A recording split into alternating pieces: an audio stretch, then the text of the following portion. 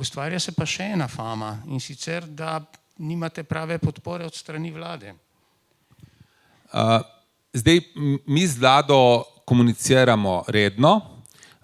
Vlada nima dedicirane osebe, koordinatorja in tako naprej, ki bi dejansko koordinirala te aktivnosti vezane na tako pomemben projekt, kot je JEK2, in smo v dogovarjanju, da je to treba vzpostaviti. Se pravi, mi smo v komunikaciji z vlado, imamo sestanke z ministrstvi, sodelujemo v različnih skupinah, tako največ z dvemi, eno je MOPE, drugo MNVP, tako da ta komunikacija poteka in bo še intenzivneje potekala tudi v bodoče.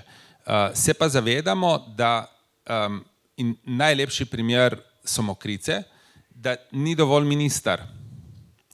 Se pravi, ni dovolj minister in da ima minister željo, če aparat spodaj ne sledi ustrezno.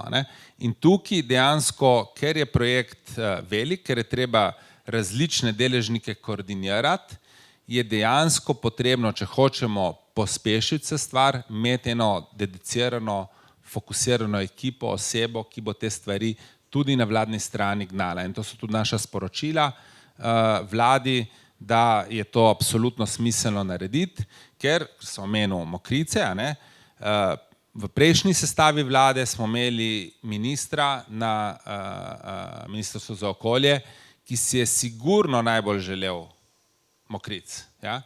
Pa je tisto ministrstvo, zdaj upravno sodišče, ugotovilo, da ministrstvo ni oddelilo pravilno in je zadeva padla. Se pravi, ni kriv minister.